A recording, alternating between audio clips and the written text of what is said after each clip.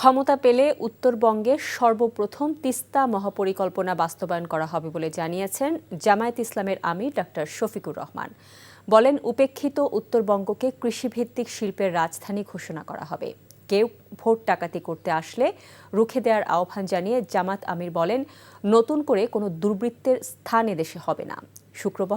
শুক্রবার দিনভর উত্তরবঙ্গের 4 জেলায় বিভিন্ন নির্বাচনী জনসমাবেশে 10 দলের নেতারা বলেন, ডক্টর শফিকুর রহমান প্রধানমন্ত্রী হলে পূরণ হবে জন আকাঙ্ক্ষা। জুবায়ের প্রধানের রিপোর্ট, ছবি তুলেছেন ফরিদ আহমেদ ভুইয়া।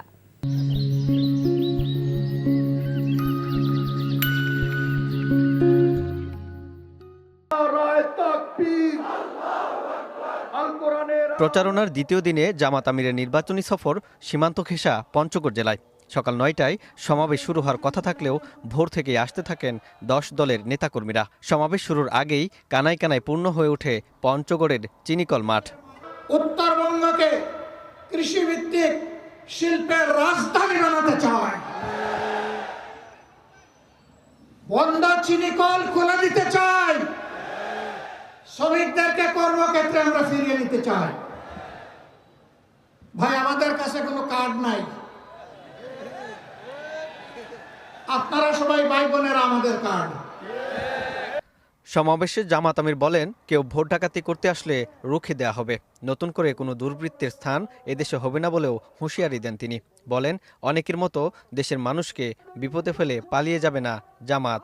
এই দেশ থেকে বৈষম্য, অবিচার, দুর্নীতি, চাঁদাবাজি, দখলদারি, স্বৈরতন্ত্র বিদায় নিয়ে ন্যায় এবং ইনসাফ ভিত্তিক আধিপত্যবাদ মুক্ত, দুর্নীতি মুক্ত, দুঃশাসন মুক্ত মানবিক বাংলাদেশ সৃষ্টি না হওয়া পর্যন্ত আমাদের লড়াই অব্যাহত থাকবে।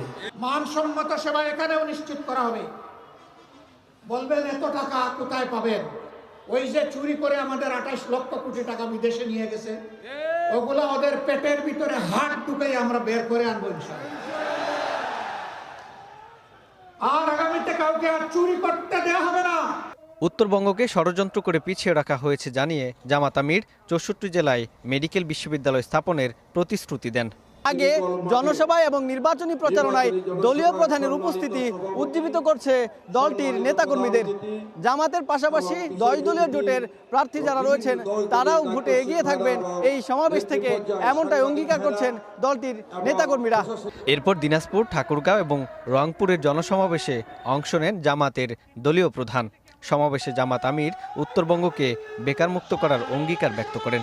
প্রত্যেক নাগরিককে দেশ গড়ার কারিগর হিসেবে গড়ে তোলা হবে জানিয়ে জামাত আমির বন্ধ হয়ে থাকা চিনিকলগুলো চালু করে শ্রমিকদের কর্মক্ষেত্রে ফিরিয়ে আনার প্রতিশ্রুতি দেন।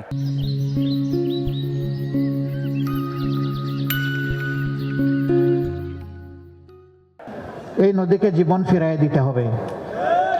নদী জীবন ফিরে পেলে উত্তরবঙ্গ জীবন ফিরে পাবে ইনশাআল্লাহ।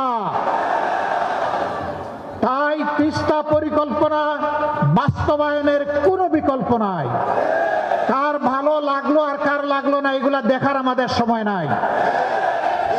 আল্লাহ যদি আমাদেরকে দায়িত্ব দেন, আমরা কথা দিচ্ছি উত্তরবঙ্গে সর্বপ্রথম আমরা ওখানেই কুদাল দিয়ে কূপ দিব ইনশাআল্লাহ।